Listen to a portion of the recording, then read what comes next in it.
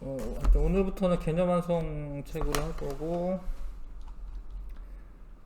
이,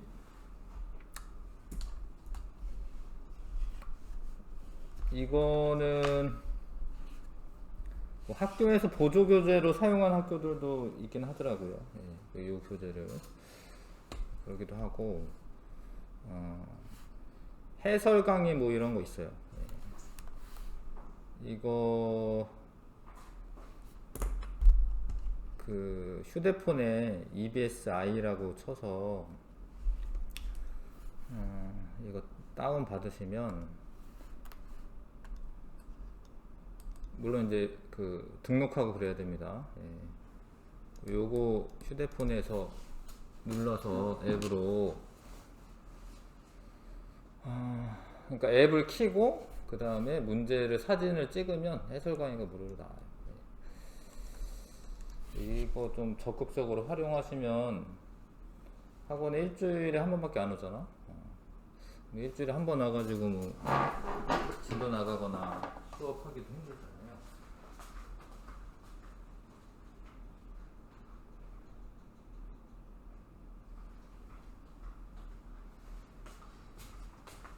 그래서 자기가 스스로 좀 적극적으로 공부하는 게 필요합니다.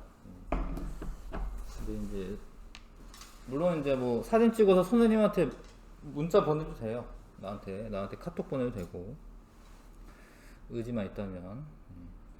근데 요거 찍어서 보면 해설 강의도 무료로 나오고, 뭐 강좌도 있어요. 이 강좌도. EBS 강좌가 또 있으니까 강좌를 활용해 가지고 이제 내용 개념도 이제 학습할 수가 있고, 그렇습니다.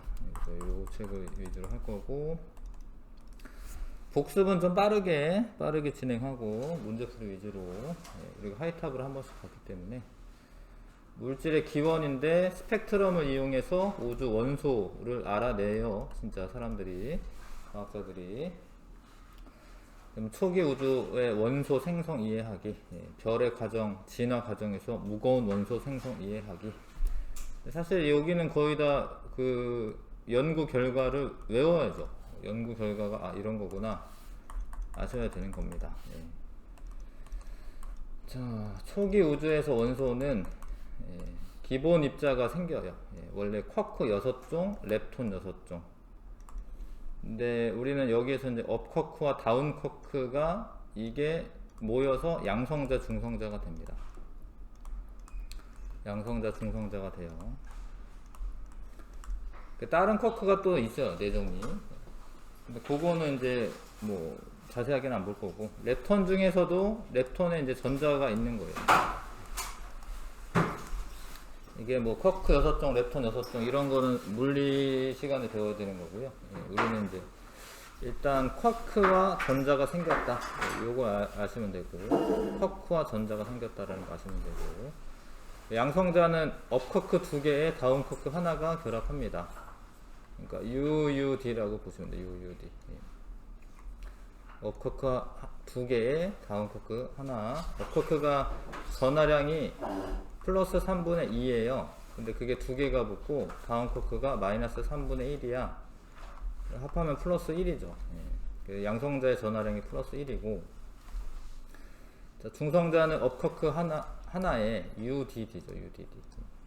업 쿼크가 플러스 3분의 2의 전하량인데 다운 쿼크는 마이너스 3분의 1의 전하량이야. 근데 그게 2개가 붙기 때문에 이렇게 더하면 0이죠. 0. 그래서 중성자는 전하량이 0이다. 양성자가 생기고, 양성자이면서 사실 수소의 원자 핵이기도 한 거야. 이게 양성자이면서 수소 원자 핵이기도 한 거야. 근데 헬륨의 원자핵이 되려면 양성자가 2개는 모여야 돼요. 양성자 지 혼자 있으면 수소의 원자 핵이고, 헬륨의 원자핵이 되려면은 양성자가 2개가 있어야 되는데 그냥 자기네들끼리는 결합을 안 해요. 왜냐면 서로 밀어내기 때문에. 그래서 중성자가 꼭 끼어 들어가야 됩니다. 중성자가 들어가서 이 강한 핵력이라고 하는 게 생겨요. 강한 핵력. 아무튼 이렇게 결합을 시켜주면 이제 헬륨 원자핵이 만들어지는데, 여기까지가 한 3분, 빅뱅 후 3분 만에 만들어지는 거고, 그 다음에 이 이후 38만 년 후에 우주가 3000켈빈까지 충분히 식고, 그 다음에 원자 핵과 전자가 결합할 수 있게 되면, 여기 써있구나. 그러면 원자가 비로소 만들어지는 거죠. 이때는 이제 수소 원자, 헬륨 원자라고 부르셔야 되고, 요거는 원자 핵이라고 부르셔야 되는 겁니다. 헬륨 원자라고 하면 안 되고. 그래서 그때 빛이 이렇게 진행을 할 수 있게 되었어요. 우주 배경 복사가 나옵니다. 요게 이제 일단은 우주 초기의 원소들의 생성 과정입니다. 근데 이제 수소랑 헬륨까지 생성이 되고, 더 무거운 원소들이 있거든요. 더 무거운 원소들은 거의 한 10억 년, 뭐 책에 따라 조금씩은 다르던데 하여튼 10억 년 정도는 지나고 나서 별이 만들어지고, 그 별이 주계열성이라고 하죠. 이제 수소가 핵융합 반응하는 별을, 그 별 내부에서는 수소 헬륨까지 만들어지고, 이제 헬륨까지 만들어지고, 헬륨의 핵융합 반응이 시작되는 애들은 적색 거성이에요. 적색 거성. 적색 거성에서 헬륨으로 더 무거운 원소가 생성이 되고, 그 다음에 또 이거보다 더 큰 별이 있는 거죠. 얘가 커서 얘가 되는 건 아니고요. 그러니까 초기 이제 별의 질량에 따라서 태양 정도면은 적색 거성이 되고, 태양보다 한 10배 크면은 초고성이 되는데, 10배 이상 크면 요 별 내부에서는 탄소부터 뭐 질소, 산소, 네온, 나트륨, 마그네슘, 규소, 황, 철, 요런 애들까지 만들어져요. 철까지. 탄소까지 만들어지고, 적색 거성에서는 그 이상은 안 만들어지고요. 더 무거운 원소들은 철까지는, 철이 26번이거든요 26번이 철까지는 초거성 내부에서 만들어집니다. 자, 근데 지금 자연적으로는 뭐 우라늄 이런 게 92번이야. 그러니까 여기 26번에서 27번부터 92번까지는 초신성 폭발할 때 만들어져요. 초고성이 나중에 초신성으로 폭발해요. 그러면 에너지가 되게 많아지고, 뭐 굴이나 금이나 우라늄과 같은 무거운 원소가 생성이 된다.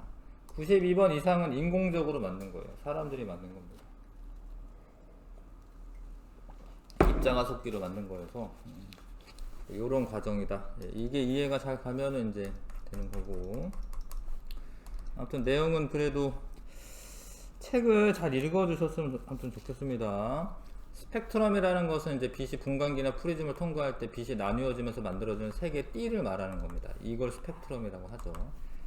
연속 스펙트럼은 햇빛이나 백열구 등 고온의 열원에서부터 나오는 빛은 연속적으로 보여요. 연속적으로. 다양한 빛이 나오기 때문에. 근데 이게 햇빛도 약간은 잘못되어 있는데, 햇빛도 잘 보면은 거기에 흡수 스펙트럼이 좀 있어요. 근데 뭐 이 정도로 이제 알고 있으셔도 되긴 하는데, 자, 근데 이제 빛이 우리 눈에 보이는 빛 영역은 요만큼입니다. 대략 한 380 나노미터에서, 이건 파장이죠. 파장 750 나노미터 사이, 거기는 눈으로 보여요. 근데 그거보다 파장이 크면 적외선, 마이크로파, 전파고, 파장이 짧으면 자외선, X선, 감마선인데, 요로 갈수록 파장 짧은 빛이고, 파장 짧고요. 파장 짧고, 진동수는 커요. 진동수 크고, 에너지 큽니다. 그래서 위험한 빛이죠. 이쪽은 이제 파장이 길고, 그리고 진동수가 작고, 진동수가 작으면 에너지가 작아요. 에너지 작다. 그래서 전파나 뭐 이런 걸로 통신을 하는 거죠. 통신을 감마선으로 하면 뭐 나만 하는 사람 없습니다. 다 죽습니다. 자, 그렇고 뭐 어느 정도는 아셔야 됩니다. 이게 다 상식적인 이야기들입니다.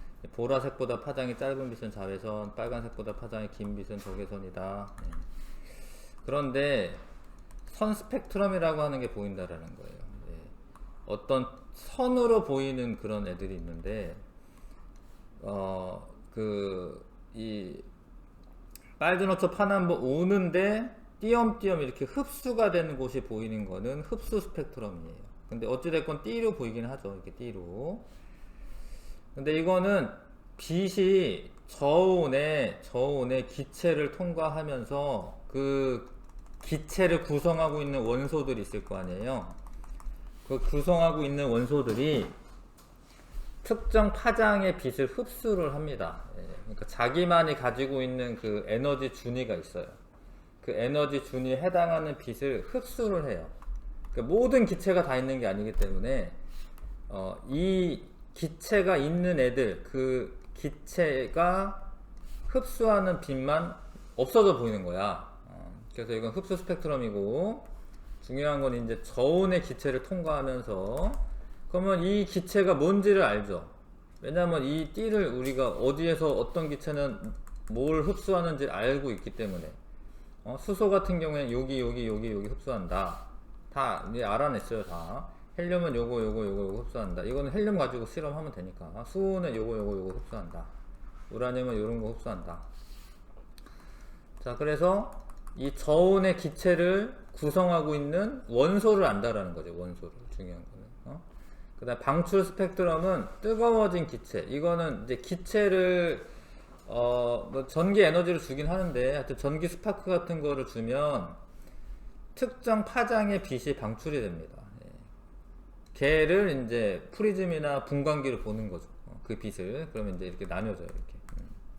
근데 수소의 방출 스펙트럼과 수소의 흡수 스펙트럼은 같은 위치에 있어요. 같은 위치. 같은 에너지를 흡수하고 같은 에너지를 방출하기 때문에 그렇습니다. 자, 원소 스펙트럼, 선 스펙트럼으로 나타나며, 이게 선으로 나타나니까 각 원소마다 다르기 때문에 원소의 뭐 지문이라고도 한다. 선 스펙트럼은 이제 선의 위치가 다르고요. 개수도 다르고, 굵기도 다를 수 있어요. 굵기는 그 원소의 양을 의미합니다. 양. 원소가 많으면 그게 굵기가 굵어져요. 자, 우주에서 온 별빛을 분광기로 나누어 선 스펙트럼 관찰하면 우주 구성 성분에 대한 정보를 얻을 수 있다. 진짜 그렇다라는 거죠. 우주를 우리가 가지 않아도. 태양에 가서 어떤 샘플 시료를 채취를 안 해도 태양빛을 분석을 하면 태양의 기체 성분을 알 수 있다. 넘어가겠습니다. 외부 은하의 스펙트럼.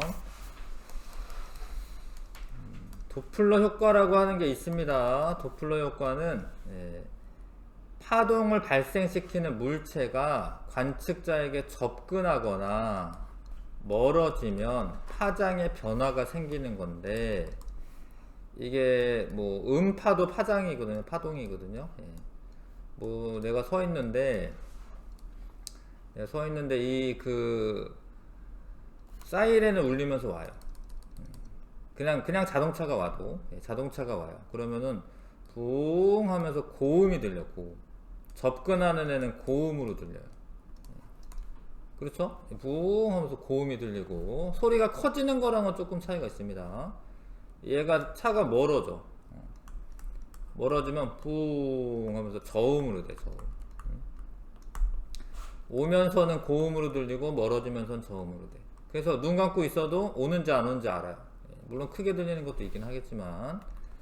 자, 근데 왜 그러냐면 얘가 음파를 내보내고 또 내보내고 또 내보내는데, 내보내고 앞으로 가고 내보내고 앞으로 가고 내보내고 앞으로 가고 그렇게 하는 거야. 얘가 내보내고 앞으로 가고 내보내고 앞으로 가고. 그럼 얘가 음파가 요런 식으로 형성이 돼요. 요런 식으로. 그러면 여기가 파장이 짧아지고, 파장이 짧아지면 진동수가 크고요. 진동수가 크면 고음이 됩니다. 근데 얘가 멀어질 때, 자동차 멀어질 때 마찬가지로 이런 형태로 멀어지는 거잖아. 그렇죠? 그러면 얘가 이런 식으로 파동이 이렇게 나타납니다. 이렇게 이런 식으로. 그러면 파장이 길어지거든요. 파장이 길어지면은 진동수는 작고, 진동수 작으면 저음이거든요. 그게 빛에서도 나타난다는 거예요. 빛에서도. 그러니까 우주가 뭐 이제 은하인데 은하가 예를 들어서 얘가 지금 봐 지구에서부터 멀어지는 거예요.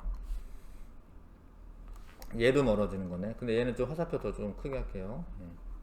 얘가 더 빨리 멀어지는데 은하가 있잖아. 외부 은하에서 측정을 하면 정지한 은하에서 이런 흡수선이 나와야 되는 영역이 있어.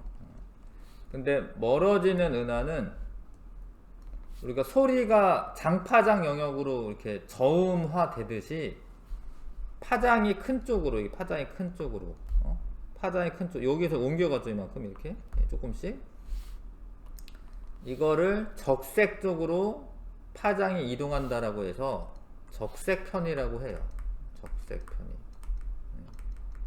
적색편이가 일어납니다. 멀어지는 빛을 분광기로 관측을 하면 적색편이가 일어나요.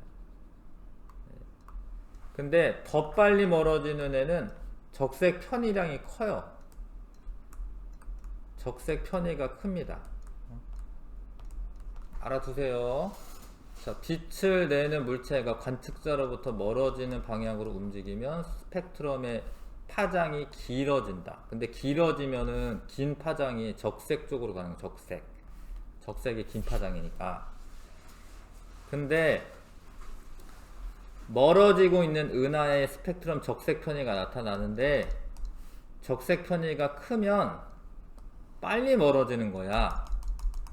그래서 허블이 은하를 한 200개 정도를 관측을 했는데 멀리 떨어져 있는 은하일수록 적색 편이량이 큰 거죠. 근데 적색 편이량이 크다라는 거는 후퇴 속도가 빠르다라는 거예요. 응? 멀리 멀어져 있는 은하일수록 빨리빨리 멀어진다라는 거야. 이거 중요해. 그래서 후퇴 속도랑 은하의 거리랑 비례한다. 그러니까 멀리 있으면 빨리 멀어진다. 멀리 있는 은하가 후퇴 속도가 더 빠르다.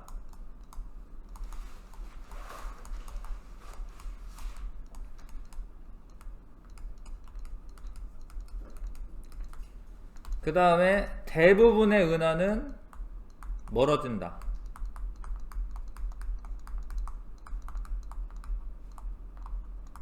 이걸 발견한 거예요. 허블이. 이게 허블 법칙인데 뭐 안드로메다는 가까워져요. 안드로메다는 가까이 있어가지고 중력 때문에 가까워집니다. 그거는. 근데 이 대부분의 은하가 멀어지면서 멀리 있는 은하 후퇴 속도가 빠르다. 이게 뭘 의미하냐? 우주가 팽창한다라는 걸 의미하는 거예요. 아, 우주가 팽창하는구나. 이때 알게 돼요. 우주가 팽창한다 안 한다 이렇게 막 주장을 하거든 사람들이. 근데 허블 법칙으로 우주가 팽창하는지 알게 됩니다. 왜 그러냐면 은하가 이렇게 있는데 멀리 있는 은하는 뭐 우리 은하라고 할게요. 얘가 멀리 있는 은하는 더 빨리 멀어지고 가까이 있는 은하는 조금 빨리 멀어져요. 그러면 나중에 되면 우리 은하에서 멀어지는 것 뿐만 아니라 얘네 둘 사이 거리도 멀어져요. 그쵸? 이게 다 멀어지는 거예요. 근데 어떤 애는 멀어지고 어떤 애는 가까이 오고 막 이런 게 아니야. 반은 가까이 오고 반은 멀어지고 이런 게 아니야. 다 그렇게 된다. 거의 다.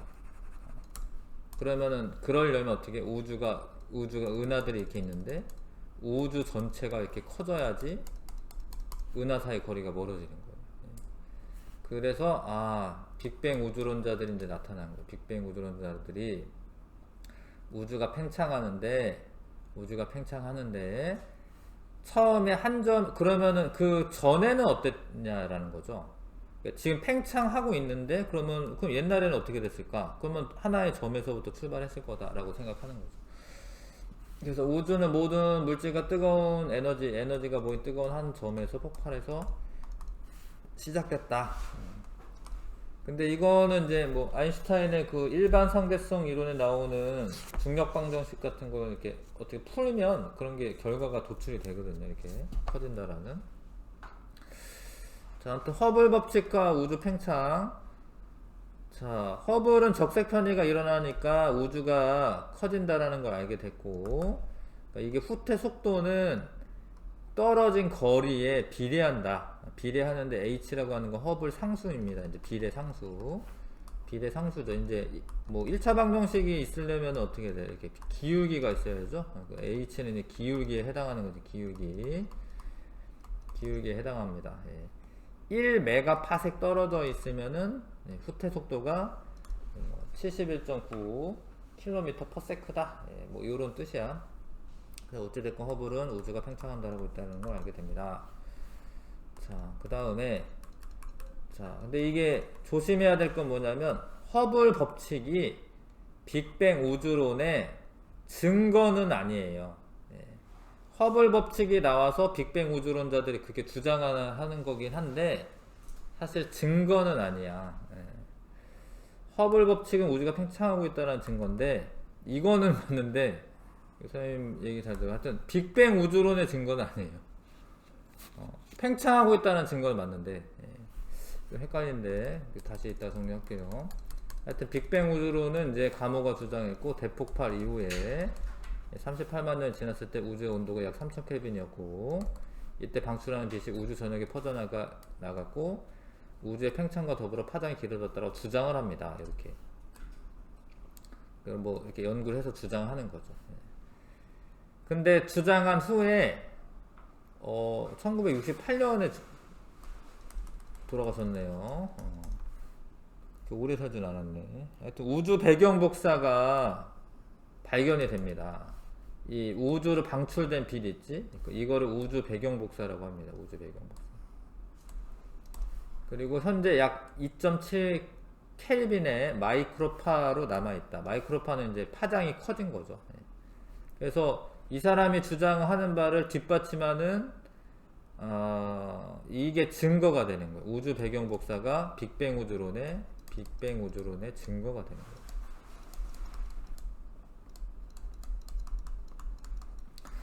허블 법칙은 우주가 팽창하고 있다는 증거고 빅뱅 우주론의 증거가 되진 않아. 근데 왜 그러냐면 우주가 팽창하는데 저렇게 대폭발 이후에 팽창한다라고 주장하는 사람이 있고, 그러니까 점차 원자들이 만들어지면서 팽창하고 있다라고 주장하는 사람이 있어. 그래서 그 우주론, 그 둘 다 우주론은 팽창하고 있다라고 하거든요.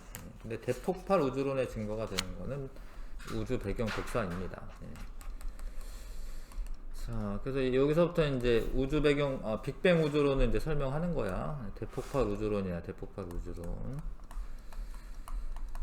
자, 우주 초기에 38억 년 전에 우주 나이가, 우리 우주의 나이가 이제 38억 년이죠. 예. 온도와 밀도가 매우 높은 한 점에서 폭발하고 그 이유 계속 팽창하면서 우주는 식어가고 뭐 그러고 있다라고 이제 설명하는 거고. 처음에 생겨난 입자를 기본 입자라고 합니다. 기본 입자. 기본 입자에 쿼크와 전자가 있습니다. 네, 원래 쿼크가 6종류가 있고요. 렙톤이라고 하는 애, 전자를 포함해서 렙톤이라고 하는 애도 6종류가 있긴 해. 근데 아무튼 쿼크와 전자가 기본 입자예요. 기본 입자. 근데 그 기본 입자가 UUD 양성자 만들고 UDD 중성자를 만들었어요. 근데 이게 팽창을 하다 보면 지금도 팽창하고 있는 거야. 지금도 이거 지금 계속 팽창하고 있는 거예요. 팽창. 사실 초기에는 급팽창을 하고 있어요. 사실은 급팽창을 하고 있는데 팽창하게 되면 에너지가 낮아지고요. 에너지가 낮아지면 점점 안정한 물질이 될 수가 있어요. 그러니까 에너지가 높으면 쪼개지고 사실 에너지가 많아지면 물질들이 이게 그 에너지 때문에 이제 쪼개지고요. 에너지가 낮아지고 온도가 낮아지면 이제 점차 이게 모여가지고 안정한 물질이 되는 거거든요. 그래서 이제 급팽창을 하면서 온도가 낮아지면서 양성자, 중성자도 생기고, 그 다음에 헬륨 원자핵도 생깁니다. 헬륨 원자핵. 한 3분 정도 지났을 때. 자, 헬륨 원자핵이 생기려면 이제 양성자, 중성자들이 이렇게 결합을 해야 되거든요. 처음에 이제 양성자, 중성자 모여서 중수소가 되고, 중수소. 이거는 양성자가 하나 있으면 무조건 수소입니다. 중성자 하나 더 모이면 삼중수소가 되고, 이 삼중수소랑 양성자 하나랑 모이면 헬륨4라고 말하셔야 된다. 하여튼 헬륨이 되고. 근데 그렇게도 만들 수가 있고, 중수소와 양성자가 모여서 헬륨3이 먼저 만들어진 다음에, 헬륨3이라고 읽으시면 되는데, 헬륨3이 먼저 만들어지고 난 다음에 중성자 하나 붙어서 헬륨4가 만들어질 수 있어요.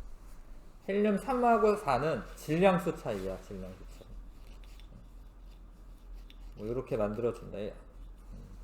잘 비교하시면은 이때 중성자가 붙었는지 양성자가 붙었는지 알 수 있어요. 근데 요거 보시면 이제 요게 뭐가 붙었냐 뭐 이런 문제가 나오기도 하는데, 그냥 보면 되죠. 예, 양성자 하나에 중성자 하나인데 양성자 두 개에 중성자 하나면은 이거 양성자 붙어야지. 그렇죠? 예. 보면 됩니다. 여기 이 원소가 이 입자가 뭐냐 이렇게 물어보는데, 그럼 보면 되죠. 예. 중성자 하나 더 붙었네. 그럼 이거 중성자죠. 자, 이런 식으로 헬륨이 만들어졌다. 자, 3분이 지났을 때 수소와 헬륨의 원자 핵의 질량비가 3대1로 결정됩니다. 이것도 빅뱅 우주론자들이 다 계산한 겁니다. 그러니까 이게 팽창하면서 에너지가 떨어지면서 이 에너지에서 뭐가 생성되고 뭐 이렇게 계산을 해서 알아낸 거야. 자, 그러니까 초기에 양성자, 중성자 개수가 원래는 똑같다가 우주가 식으면서 점차 양성자가 많아져요. 양성자와 중성자의 개수비는 7대1이었어. 7대1. 7대1. 근데 이거는 12대 2로 해도 되잖아. 예. 그러니까 7대 2니까 14대 2로 해도 되는구나. 14대 2로 해도 되잖아. 양성자와 중성자가. 근데 양성자 2개, 중성자 2개 만나서 헬륨이 되고, 자, 그러면 이제 질량비를 따지려면 하나하나 질량이 비슷하거든요. 양성자와 중성자가. 그래서 여기는 수소고, 요거는 수소 원자 핵이고, 이건 헬륨 원자 핵이고, 수소는 하나, 둘, 셋, 넷, 이거 8, 9, 10, 11, 12. 헬륨은 하나, 둘, 셋, 넷. 질량비가 3대1이죠. 질량비가 3대1이다. 이것도 이렇게 주장을 하는데 나중에 밝혀져요. 실제 질량비가 3대1이라는 거. 이것도 빅뱅 우주론의 증거야. 빅뱅 우주론의 증거 두 개 있거든요. 빅뱅 우주론 증거는 우주 배경 복사가 관측이 된 거와 우주를 구성하고 있는 원소의 비율이 수소와 헬륨의 질량비가 3대1이다. 원자는 전자랑 결합을 해야 되기 때문에 우주가 충분히 식어야 돼요. 안 그러면 얘네들이 떨어져 있어요. 일종의 뭐 플라즈마 상태 같은 건데 하여튼 떨어져 있거든요. 식고 난 다음에 3000켈빈으로 식고 난 다음에 얘가 이제 원래 플러스 전하고 얘가 마이너스 전하니까 인력이 있잖아요. 그래서 이제 원자가 만들어지는 겁니다. 근데 요때 전자들이 막 지 혼자 돌아다니고 있으면 빛의 경로를 방해를 해요. 근데 이게 또 서로 떨어져 있으면 전자가 이렇게 원자 핵하고 그 빛이 지나가다가 자꾸 전자에 부딪혀요. 이렇게 그 경로를 방해하는데 얘네가 이렇게 딱 붙어 있으면 이때 빛이 그냥 쭉쭉쭉 이렇게 진행할 수가 있어요. 그래서 이때 빠져나간 빛을 우주 배경 복사라고 하고, 우주 배경 복사가 현재는 이제 2.7켈빈 정도의 온도를 가지고 있어요. 우주 평균 온도가 한 2.7켈빈 정도 되는 거거든. 그리고 이제 마이크로파 영역이고, 여기 있다라는 거예요. 여기 있어요. 여기에서 뭐 라디오 같은 거 키면 치칙 하고 그럴 때 있어. 그런 게 이제 일부분이 우주 배경 복사입니다. 우주를 빠져나간 빛이 있다라는 거예요. 자, 그래서 우주 배경 복사를 이제 처음으로 이제 알아차린 사람들은 펜지어슨이랑 윌슨이고, 아무리 어떤 잡음 같은 걸 제거하려고 해도 안 없어지는 잡음이 있었어요. 그래서 그거를 이제 우주 배경 복사라고 이제 알게 되는 거죠. 그거를 측정을 한 거는 이제 위성을 쏴, 위성을 쏴서 이런 우주를 찍어가지고 우주 배경 복사를 알아냅니다. 코비 위성, W맵 위성, 플랑크 위성 이런 거를 이제 알아내죠. 근데 중요한 게 우주에 이렇게 퍼져는 있는데 모든 방향에서 퍼져 있는데 봐봐 이거 미세한 온도 차이가 있다. 우주 배경 복사에 미세한 온도 차이가 있다. 미세한 온도 차이가 있어야지 별도 만들어지고 은하도 만들어지는 거야. 별 생성되고 은하 생성이 되는 거야. 다 똑같으면은 다 골고루 퍼져 있으면 온도가 그러면은 별 같은 거 잘 안 생겨요. 그러니까 온도가 낮고 그러면은 입자 운동이 덜 활발하고 그럼 중력 때문에 모여요. 그 별이 생성이 돼요. 미세하게 이렇게 온도 차이가 있어야 돼요. 우주 배경 복사의 온도 편차는 이렇게 확인이 되었다. 위성에 의해서. 자, 개념 체크. 자, 햇빛이나 백열전구 이런 데서 나오는 물론 이제 밑에 다 있습니다. 근데 자꾸 읽으시고 이렇게 읽으시고 빛을 분광기로 관찰하면 연속 스펙트럼이 관찰이 되는 겁니다.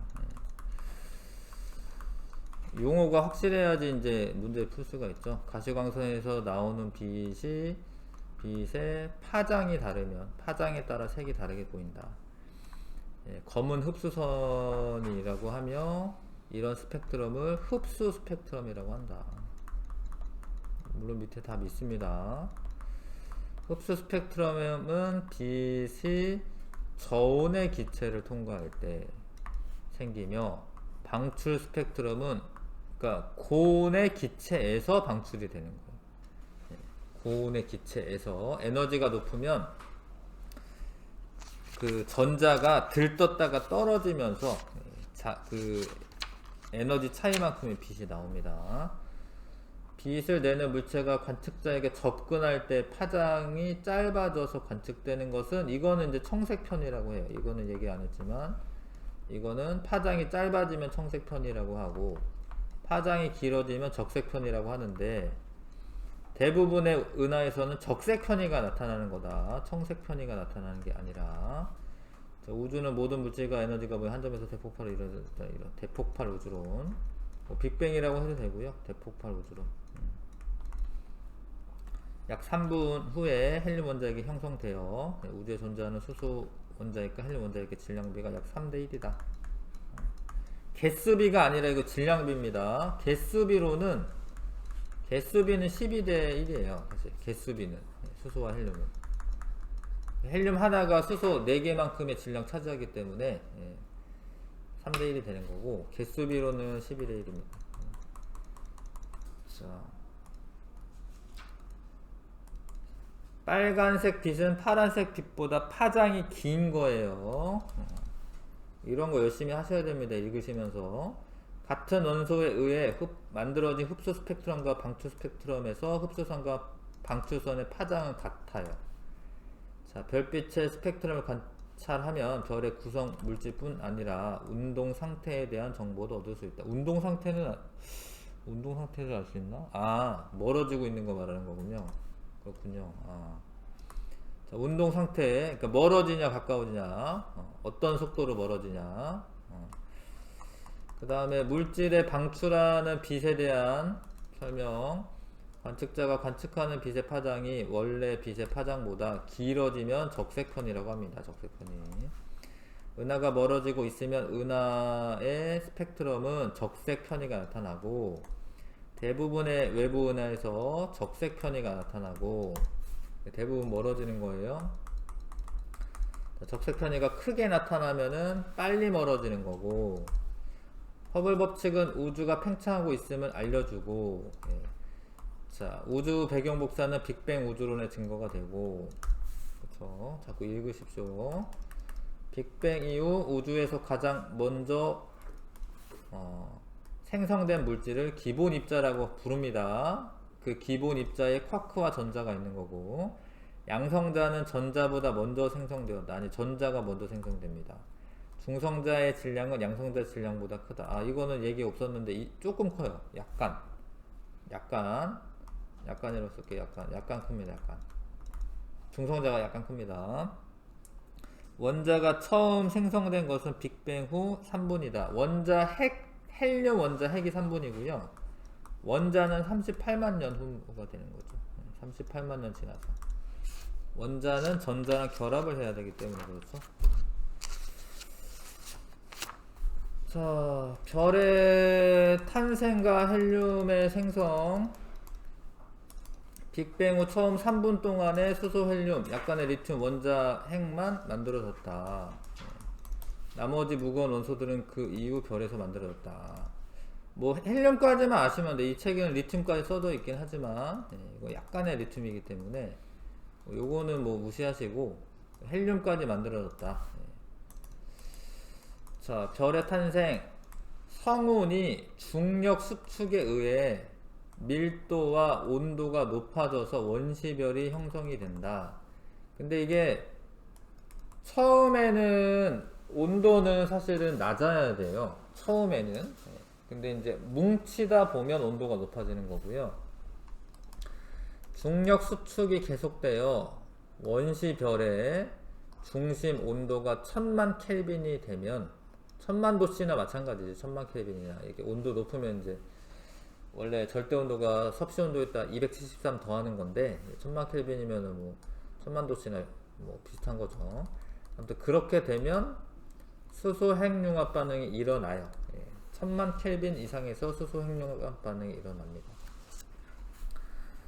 핵융합 반응이 일어나면 원시별은 수축을 멈추고, 왜냐하면 이제 에너지가 많기 때문에 팽창하려는 힘이 생겨가지고 수축하려는 힘은 중력 때문에 발생하는 거고요. 팽창하려는 힘은 이제 핵융합하기 때문에 만들어지는 거야. 그런 게 같으면 이제 안정한 상태가 돼요. 그러니까 수축하던 게 멈추고, 이때 별을 주계열성이라고 한다.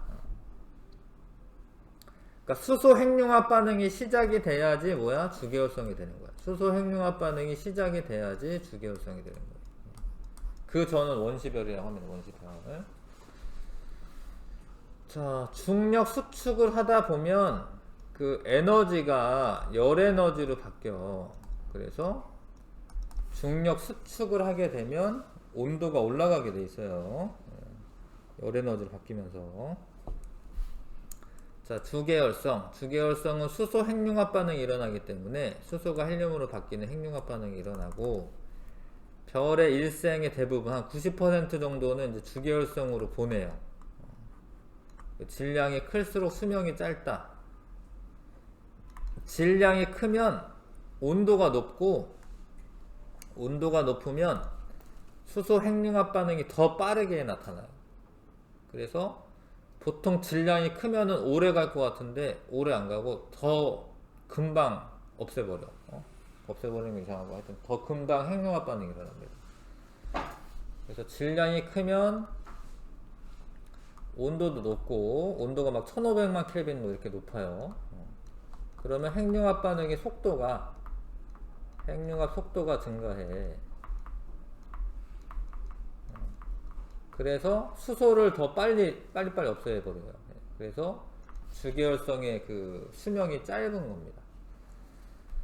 자, 우리 요 책 내용만 가지고는 좀 어려울 수는 있는데, 그래도 우리 하이탑으로 미리 좀 했어요. 여기는 좀 단편 써있네요, 내용이.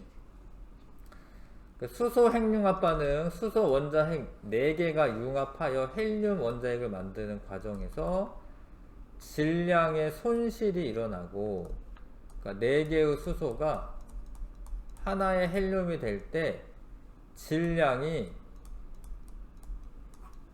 얘네 4개 수소 질량이 헬륨보다 약간 커요. 약간 얘네가. 그래서 이런 과정에서 질량이 손실이 돼. 이거를 질량 결손이라고. 질량 결손. 자, 그러면 이 에너지가, 이 질량이 에너지로 전환되는데, 그때 물론 뒤에 나올 것 같긴 한데요. 이때 에너지는 델타 M 질량 줄어든 거에다가 빛의 속도의 제곱, 이게 이제 그 유명한 이제 아인슈타인의 특수상대성 이론이죠. 에너지가 질량, 결손 질량 곱하기 빛의 속도의 제곱,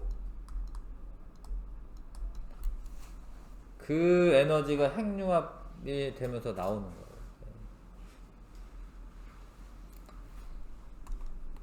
자, 근데 이제 적색 거성으로 이렇게 주계열성으로 지내다 보면 근데 이 수소 핵융합 반응이 일어나는 곳은 원시별의 중심부에서 일어나요. 중심부. 그러니까 태양이 있으면 태양의 중심에서만 일어나는 거예요. 왜냐하면 다른 데는 1000만 켈빈이 되지 않기 때문에. 그러니까 중심에 있는 애들이 다 헬륨으로 바뀌었어. 중심부에 있는 애들이 다 헬륨으로 바뀌었어. 그러면 수소 핵융합 반응을 멈춰요. 잠깐 멈춥니다. 멈추고 그러면은 팽창을 못하니까 수축을 또 해. 근데 수축하게 되면 또 어떻게 돼? 온도가 올라가요. 중심부의 온도가 높아져. 그러면 다시 헬륨 가지고 핵융합 반응을 할 수가 있어요. 자, 그래서 헬륨 가지고 핵융합 반응을 할 수가 있고, 껍질에 있던 수소, 그러니까 중심부에는 이제 헬륨으로 바뀌었고, 이 주변에 있는 수소, 요 수소가 다시 온도가 올라가니까 여기에서는 수소 핵융합 반응이 일어나고, 그러면 얘가 팽창을 해가지고 그래서 별이 커져요. 핵을 둘러싸고 있는 껍질에 있던 수소가 핵으로부터 방출되는 열에 의해 가열돼서 수소 핵융합 반응이 일어나고, 무슨 얘기인지 알겠어요?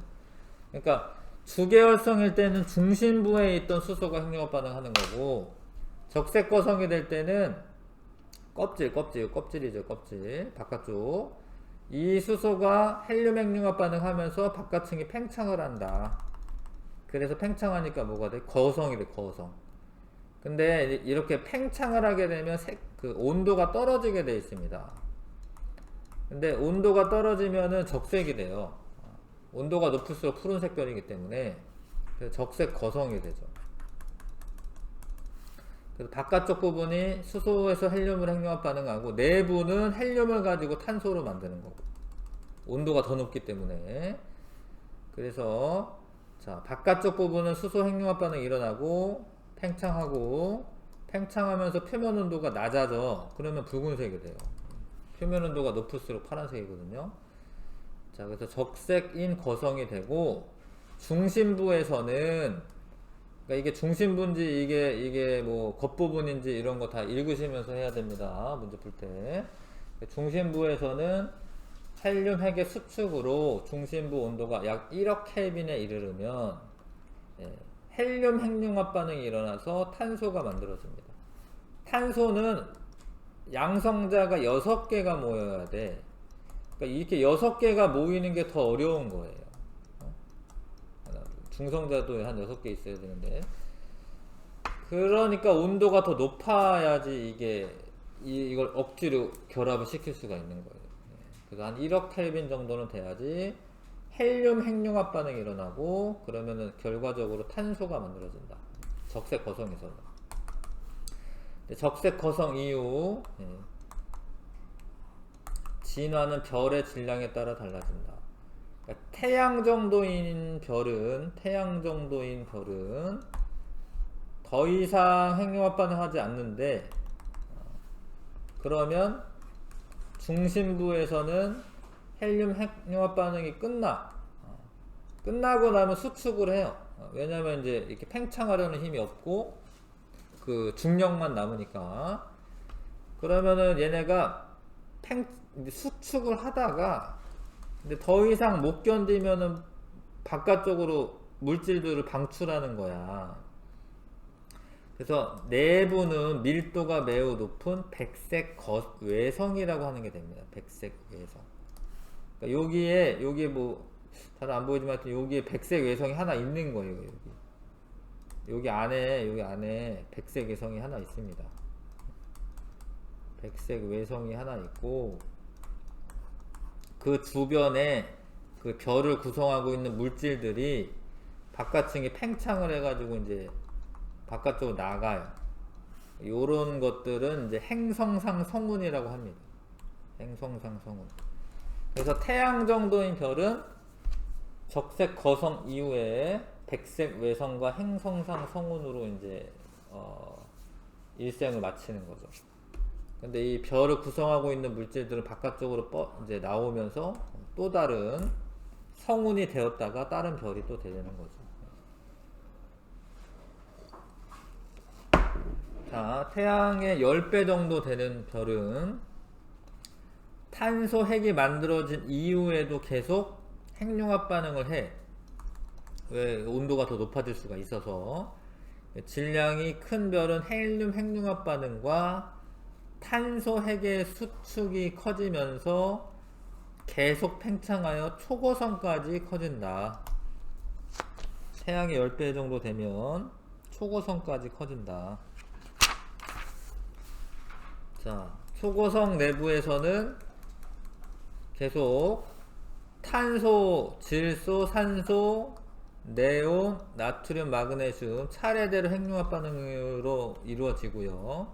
중심 온도가 30억 켈빈이 되면 규소가 철로 만들어지는 핵융합 반응이 일어나고 더 이상은 핵융합 반응을 하지 않는다. 30억 켈빈이 되면은 철까지 만들 수가 있습니다.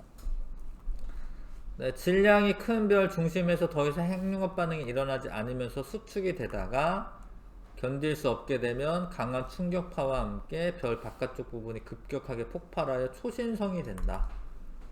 초신성은 뭐 며칠 사이에 빛이 엄청나게 밝아지거든요. 근데 그 이후에 초신성 폭발에 이렇게 잔해가 남아요. 초신성 폭발에 잔해가 남습니다. 이런 게 막 뻗어나가고 있는 거예요. 멈춰있는 게 아니라 이게 막 뻗어나가고 있는 거예요. 이게 엄청난 속도로. 근데 그런 애들은 다시 다른 별의 재료가 됩니다. 그래서 초신성 폭발 과정에서 금, 우라늄과 같은 철보다 무거운 원소가 만들어집니다. 이런 거 책을 읽으셔야 됩니다. 우리 지구에 금도 있고 구리도 있고 우라늄도 있잖아요. 그래서 지구에 있는 그런 원소들은 태양계 근처에서 태양계 있기 전에 초신성 폭발로 인해서 퍼져나갔던 애들이 모여가지고 된 거야. 그래서 그 전에 어떤 큰 초신성 폭발이 있었다는 걸 아셔야 됩니다. 고마워해야 되는데 그런 초신성 폭발을. 자, 근데 이 중심부 핵이 중성자별이 되거나, 여기서는 백색외성이었는데 블랙홀과 같이 그 엄청 인력이 큰 천체가 될 수가 있어요. 인력이 엄청 크면 빛도 빠져나가지 못하기 때문에 블랙홀이라고 부르는 거죠. 블랙홀이 꼭 나쁜 놈만은 아니고, 블랙홀이 되면 또 다른 이제 이렇게 수축을 시킬 수가 있어가지고 뭐 은하를 만든다던가 다른 별을 또 만든다던가 이렇게 될 수가 있습니다. 이렇게 순환을 하고 있습니다. 은하 내부에는 대부분 초거대 질량 블랙홀이 있다라고 봐요. 은하 내부에 엄청난 블랙홀이 있어서 뭐 이런 것들을 모아 놓을 수가 있어요. 태양계 형성. 태양계는 이제 은하에 위치한 거대한 성운이 분열하여 태양계 성운이 형성되었고, 사실 하나의 성운이 되게 크거든요. 그러니까 이것도 성운인데 요거 이제 창조의 기둥이라고 하는 무슨 성운이야 이게. 이 성운에 보면 별이 뭐 이렇게 막 생겨요. 여기서 성운 하나의 별들이 막 생깁니다.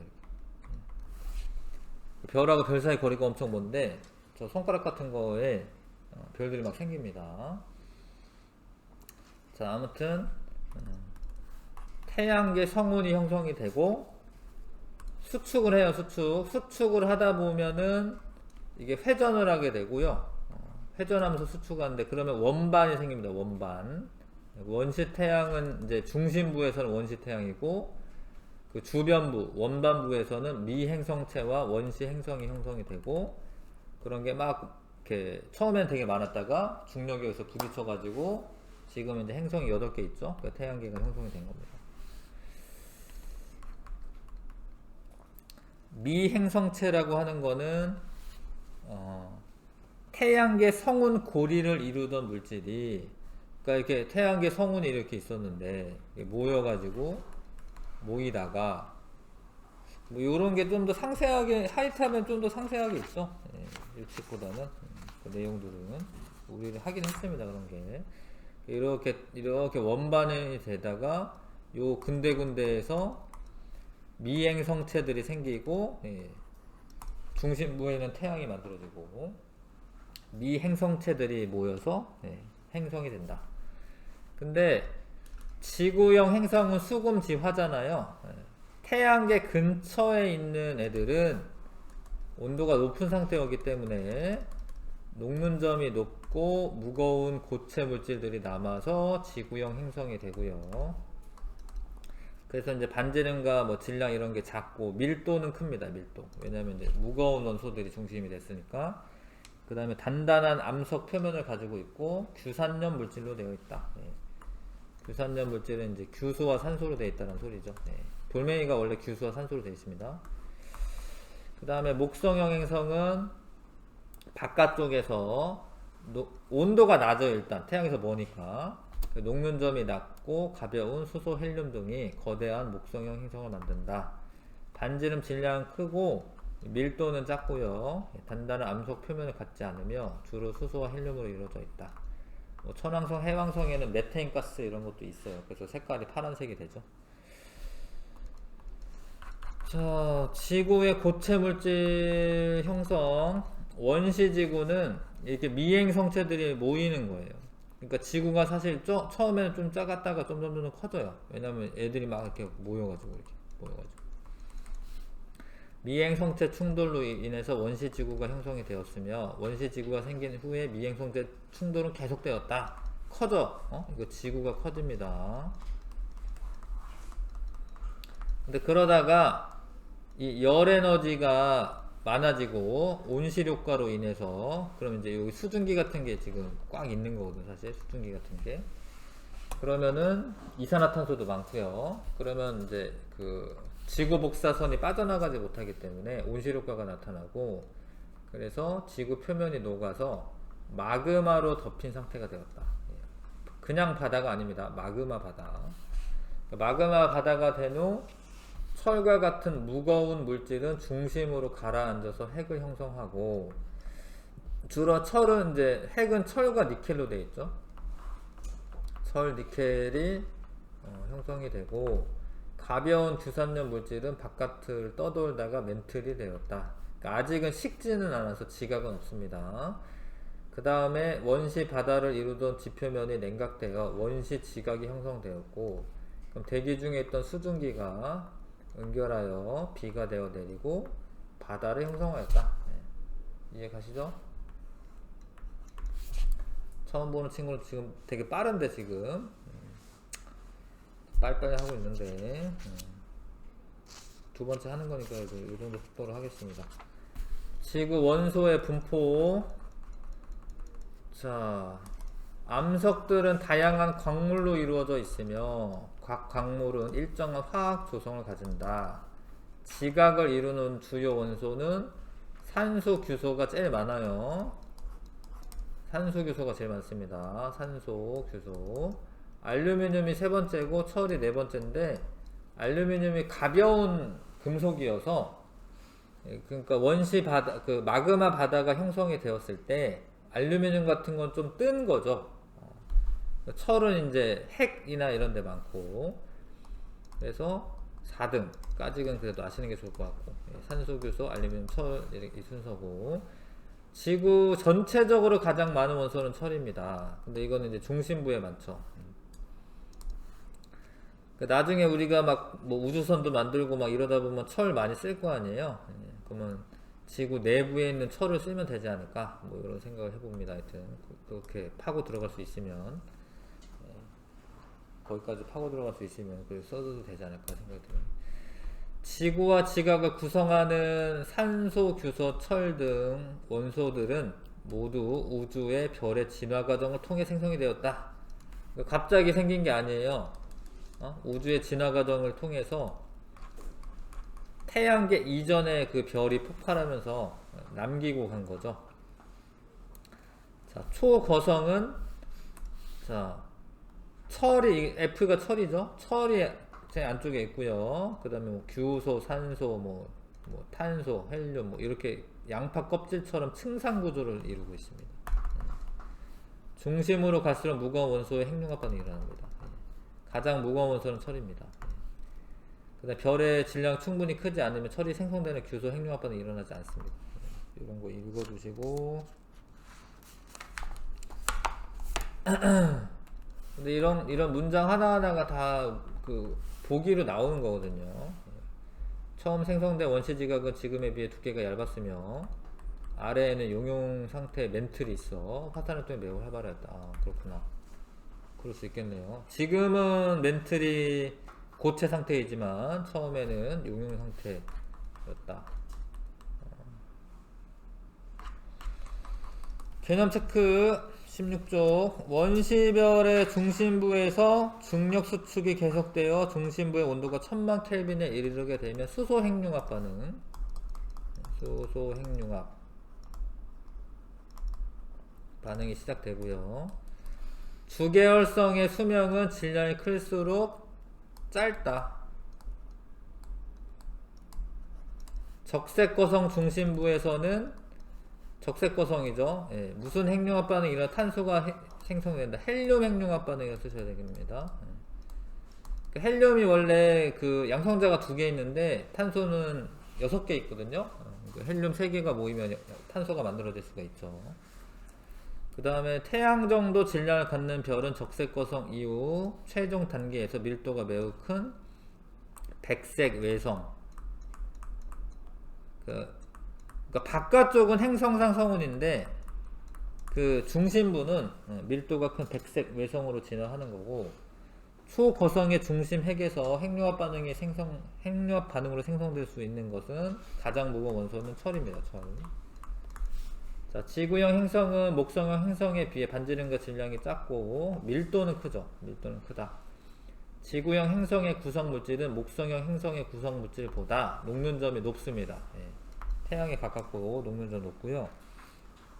별의 진화 과정 중 철보다 무거운 원소가 만들어지는 단계는 초신성. 사실 초신성은 일종의 폭발이에요. 폭발. 예. 초신성이라고 하는 별이 이렇게 계속 존재하는 게 아니라 초신성 폭발로 인해서 무거운 원소가 만들어지는 거고, 자, 태양계 형성 과정에서 원반을 이루고 있던 물질들이 충돌 병합하여 만들어진 소행성 크기의 천체를 미행성체라고 합니다. 미행성체. 자, 별의 진화 무거운 원소 주계열성 중심부에서 수소 핵융합 반응이 일어난다. 맞죠? 구리는 초거성 중심부에서 핵융합 반응에 의해 생성된 원소이다. 아니에요, 구리가. 그러니까 철 가지고 구리가 더 원자 번호가 더 커요. 구리가 29번인가 그럴 거예요. 구리가 29번인가 그럴 겁니다. 맞는 것 같은데.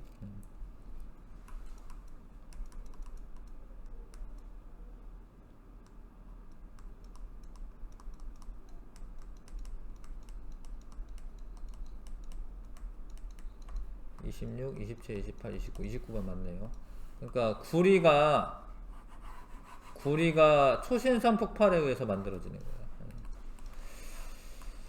별의 진화 경로는 별의 질량에 따라 달라진다. 맞습니다. 태양계 형성 과정에서 지구형 생성 환경은 목성형 행성 생성 환경보다 온도가 높았죠. 예. 태양에 가깝잖아요. 온도 높았고요. 자, 원시 지구의 형성 과정에서 층상 구조가 생성된 이후 지구 중심부 밀도는 이전보다 높았죠. 왜냐하면 철이 안으로 모였으니까 밀도가 높아진 거죠. 지구에 분포하는 철, 산소는 태양계 형성 과정에서 생성되었다. 아니 그 전에 있던 애가 모인 것뿐. 3번 태양계 형성 과정에서 일어난 사건을 나타낸 것이다. 시간 순서대로 나열하시오. 기억은 맨 마지막일 거고, 태양계 성운, 원시 태양, 그리고 이제 미행성체들 충돌해서 태양계가 형성이 됩니다. 다음은 원시 지구 진화 과정이다. 뭐 마그마 바다는 뭐 어디 있겠죠? 원시 지각 맨 나중, 리을이 맨 나중이군요. 그러니까 마그마 바다 이후 멘틀과 핵의 분리. 자, 마그마 바다가 생성이 돼야지 핵이 철 성분이 가라앉으면서 핵이 만들어지는 거죠. 별의 진화 과정 중 원소의 생성에 대한 설명으로 옳은 것은 초고성에서 헬륨이 생성될 수 있다. 초고성에서 헬륨이 생성될 수 있다. 주계열성이라고 해야 돼. 주계열성. 적색거성에 있네요. 미안. 왜냐면 바깥쪽이니까 있죠. 그러니까 이거는 이제 표면이죠. 표면이라고 해도 되나? 하여튼 근처, 중심부 말고 바깥쪽에서는 생성될 수 있죠. 적색거성은 탄소가 생성될 수 있죠. 중심부에서. 이건 중심부죠. 중심부. 주계열성에서 원소가 생성되지 않는다. 아니고, 규소는 초신성 폭발 과정 아니고 그 전입니다. 규소는 초거성. 금은 적색 초고성 핵융합 반응 아니고요. 금은 초신성 폭발할 때. 자, 17쪽.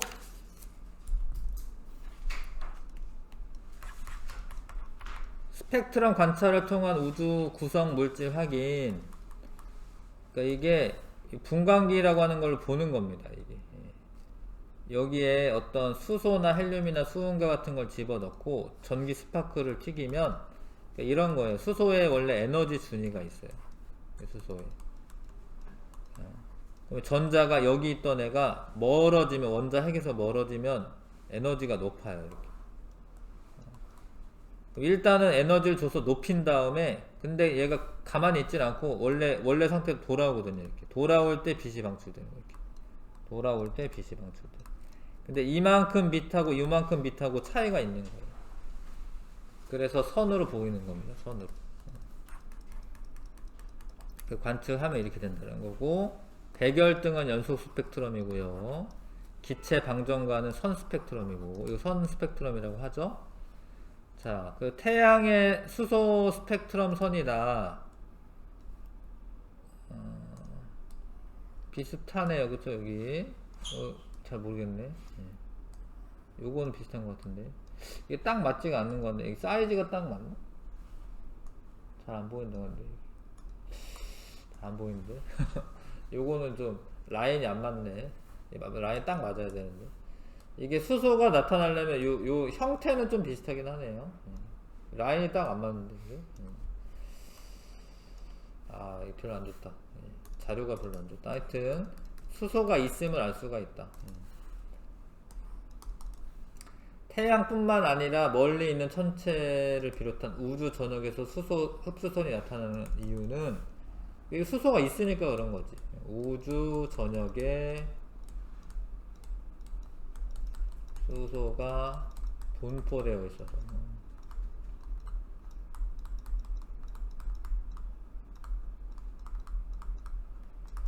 자, 어떤 천체 스펙트럼에 나타난 수소 흡수선이 원래 수소 스펙트럼에 나타나는 파장보다 긴 파장이 관측되었다면, 이유는 무엇인가? 멀어지고 있는 거죠. 천체가 지구로부터, 이거 적색편이다. 이거 지금 천체가 지구로부터 멀어지고 있다. 적색 편의가 나타난 겁니다. 좀 시간 절약을 위해서 숙제를 좀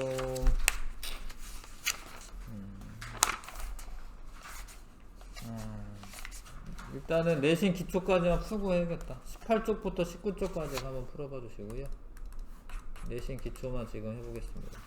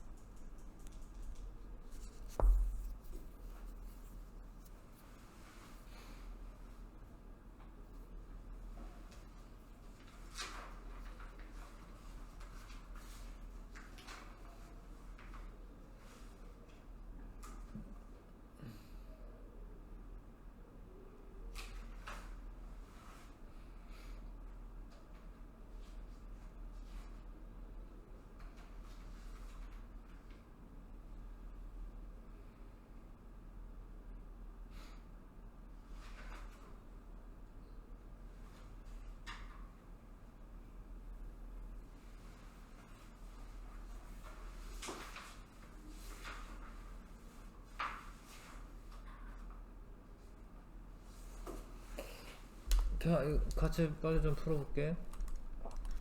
자, 스펙트럼에 대한 설명. 그러니까 요런 번호를 이용하면 요런 거 해설 강좌를 들을 수가 있습니다. 이거 앱을 까시고요. 고등학생이면 EBS 앱을 까셔야 됩니다. 이거 그리고 EBS 앱 까시고 사진 찍어서도 알 수가 있고요. 예, 저 번호 입력해도 알 수가 있고, 예. 스스로 좀 하셔야 됩니다. 이거. 자, 스펙트럼에 대한 설명 옳은 거. 마이크로파는 가시광선보다 파장이 길어요. 이거를 문제를 풀면서 공부를 하는 거죠. 모른다고 그냥 틀리고 끝나는 게 아니라, 마이크로파가 뭐지? 잘 모르겠잖아. 그럼 봐야지. 마이크로파. 여기. 마이크로파. 이 파장이 길다. 일로 가서 길다. 자꾸 찾아보면서 공부를 하셔야 됩니다. 가시광선보다 파장이 깁니다. 스펙트럼에 나타난 붉은색 빛은 보라색보다 파장이 깁니다. 적색이 더 길어요. 스펙트럼 중간에 검은 선이 생기는 이유는 물체가 검은 빛을 방출했기 때문에. 검은 빛이라는 건 사실 없어요. 검은 빛이 있는 게 아니라 그냥 빛이 안 나오는 거지. 백열전구에서 나오는 빛을 분광기로 관찰하면 검은 바탕의 중간에 밝은 아니고요. 그냥 연속 스펙트럼이고 연속 스펙트럼. 백열전구에서 나오는 빛은 차가운 기체를 통과하면 연속 스펙트럼 중간중간에 검은색 선이 보인다. 이게 흡수 스펙트럼이죠. 흡수 스펙트럼. 답은 5번이고, 원소의 스펙트럼에 대한 설명 옳은 것은 원소의 스펙트럼은 연속으로 보이지 않습니다. 특정 원소만 있으면. 스펙트럼 개수는 원자번호와 같다 그런 거 아니고, 선 스펙트럼이 나타나는 선의 굵기보다 같다 아니고, 원소마다 스펙트럼 선 위치가 다르지만 개수가 같다 아니고요. 흡수 스펙트럼에 나타난 검은색 선과 방출 스펙트럼에 나타난 밝은색 선은 동일한 위치에 나타납니다. 원자 구조에 따라 나타나는 거기 때문에 5번이 답이고, 3번. 자, 외부 은하 스펙트럼. 외부 은하가 지구에 접근할 때는 흡수선이 나타나고 멀어진 방출선 아니야. 뭐 그럴듯하지만 아니고, 접근할 땐 청색편이고요. 멀어질 때는 적색편인데, 외부 은하가 멀어지고 있을 때 은하의 스펙트럼에서 특정한 빛의 파장만 길어져. 아니죠. 전체적으로 길어지는 거죠. 파장이. 적색 그거 아닙니다. 이거 왠지 맞아 보이지만 아니에요. 특정 파장만 그렇게 되는 게 아니라 이게 전체적으로 이렇게 적색적으로 편의가 일어나는 거야. 적색 편의가 작게 나타난 은하보다 적색 편의가 크게 나타난 은하가 더 빠른 속도로 멀어지고 있다. 이거 맞죠? 3번이고요. 그 다음에 4번 허블 법칙에 대한 설명. 은하들 사이 거리가 멀어지고 있다 봤고요. 멀리 있는 은하일수록 적색 편의가 크게 나타나고, 우주는 우리 은하 중심을 팽창한다. 이게 아니야. 이게 맞을 것 같지만 이게 아닙니다. 뭐 어떤 은하는, 그러니까 전체적으로 사이가 멀어지는 거지 한 은하를 중심으로 멀어지는 거 아니야. 4번이고요. 빅뱅 우주론에 대한 설명으로 옳지 않은 거. 예. 가모는 빅뱅 우주론 주장했습니다. 우주는 한 점에서 대폭발로 시작되었다. 대폭발 이후 점점 온도가 낮아졌다. 초기에 방출된 빛이 점점 길어졌다. 맞아요. 파장이 길어진 거야. 우주 크기는 커지지만 밀도는 일정하다. 예. 밀도도 감소합니다. 왜냐하면 이제 처음에 생성된 그 질량은 일정한데, 우주의 질량이 일정한데 부피가 커지고 있기 때문에 밀도는 감소하게 돼 있어요. 자, 요런 거는 이제 A가 뭐냐, 양성자 하나에 중성자 하나에 있는 애는 중수소라고, 중수소. B는 이제 삼중수소. 삼중수소. 이건 헬륨이고.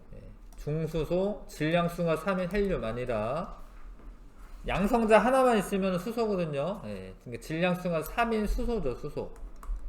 3분 정도 지났을 때 이게 만들어졌고, 이때 질량비 3대 1이었고요.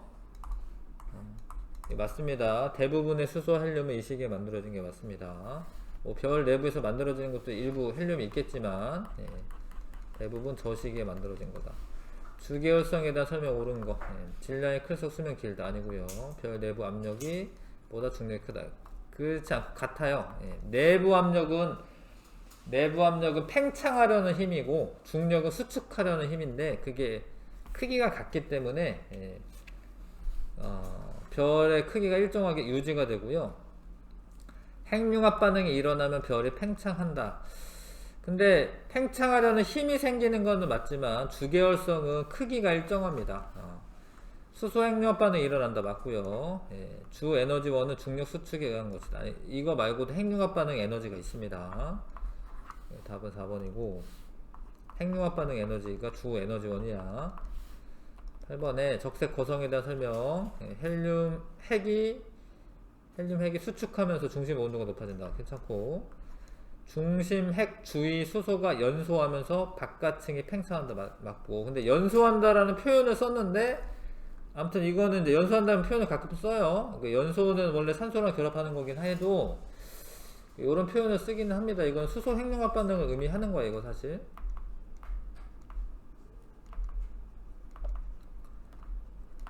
그다음 별의 크기가 커지면서 표면 온도가 낮아져서 적색이 되죠. 그래서 적색 거성이 되는 거죠. 답은 5번이고. 자, 주계열성, 적색 거성, 행성 상성은 백색외성으로 갔네. 이거는 이제 태양 정도 질량 갖는. 왜냐, 요런 애는 태양 정도입니다. 적색 거성 단계에서 탄소가 생성될 수 있다. 맞죠? 별의 진화 과정에서 중심부에서 핵융합 반응에 의해 철까지 만들어지는 건 아니고, 그건 초고성입니다. 초고성. 답은 3번이고요. 그 다음 10번 무거운 원소의 생성에 대한 설명으로 옳은 것은, 별의 중심부에서 핵융합 반응으로 생성되는 원소의 종류는 별의 질량에 관계없이 일정하다. 아니고, 별의 중심부에서 핵융합 반응에 의해 만들어질 수 있는 가장 무거운 원소는 철이다. 맞고, 철보다 무거운 원소는 초신성 폭발 과정에서 만들어진다. 맞고요. 답은 태양계 형성 과정을 순서 없이 나타낸 것이다. 뭐 태양계 형성이 제일 마지막에 들어가야 될 것 같고요. 원시태양 뭐 요정도. 태양계 성운 형성, 성운이 먼저 만들어져야 되죠. 성운이 회전하면서 수축, 요게 디귿 다음이네. 그래서 리은 미행성체와 원시행성 형성, 미음 디귿 리을 니은 미음 기억. 4번.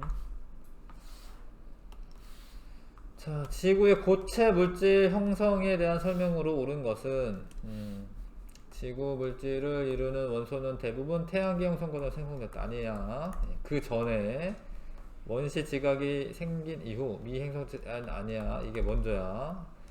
지각에 가장 많은 원소는 철이 아니에요. 네, 산소야 산소. 지각과 멘트를 여러가지 원소가 결합하여 만들어진 화합물로 이루어져 있다.